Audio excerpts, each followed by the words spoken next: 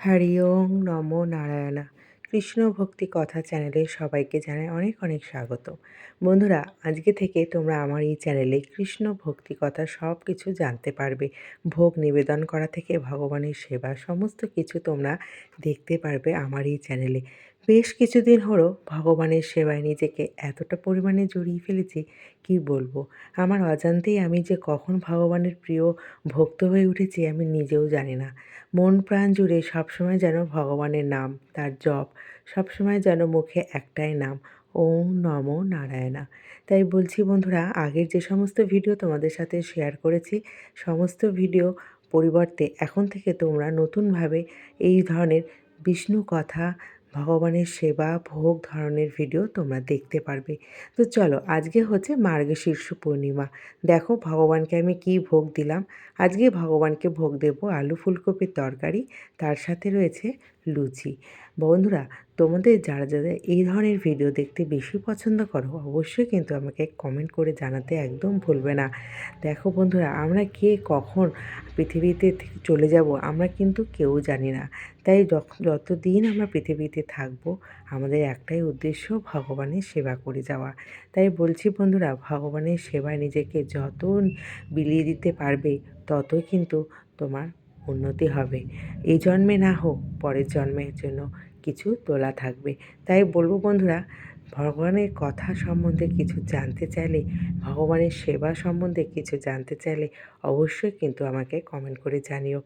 আজ থেকে তোমরা নতুন এক অধ্যায় দেখতে পাবে আমার এই চ্যানেলে।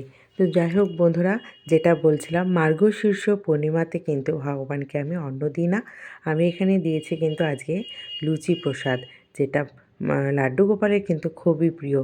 আর লুচি আর তার সাথে ফুলকপি আলুর তরকারি, শীতের সিজন দেখতেই পাচ্ছ। আর আমার রান্নাঘরের গ্যাস থাকে না, আমার ঠাকুরের গ্যাস কিন্তু ঠাকুর ঘরেই থাকে, যেখানে আমি ভগবানের প্রসাদ বানাই আর সাথে সাথে কিন্তু গুনগুন করে ভগবানের গানও করি। তো একই ঘরের মধ্যেই কিন্তু আমি গ্যাস নিয়ে চলে এসেছি, এখানে কিন্তু আমি ভগবানের রান্না করি এবং এটাই কিন্তু আমাদের প্রসাদ হয়ে যায় এবং এই প্রসাদই কিন্তু আমরা সবাই মিলে গ্রহণ করি। তো আরও একটা কথা বলবো বন্ধুরা, আমি কিন্তু কোনো রকম গরম মশলা ব্যবহার করি না। এখানে একটা সবজি মশলা আমি রাখি, যেটা আমি রান্নায় ব্যবহার করি এবং এটা না খেতেও কিন্তু ভীষণ স্বাদ হয়। আজকে এই কৃষ্ণ ভক্তি কথা চ্যানেলে যারা যারা নতুন বন্ধুরা আছো অবশ্যই কিন্তু আমাকে কমেন্ট করে জানাতে ভুলবে না।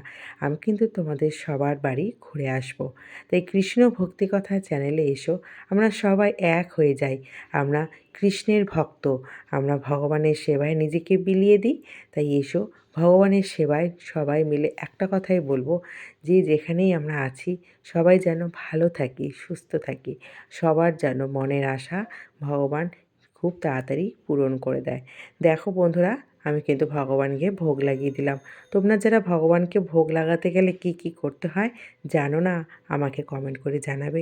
এক এক করে সমস্ত কিছুই তুলে ধরবো তোমাদের কাছে, কারণ তোমরাই তো হলে আমার সবথেকে কাছের মানুষ।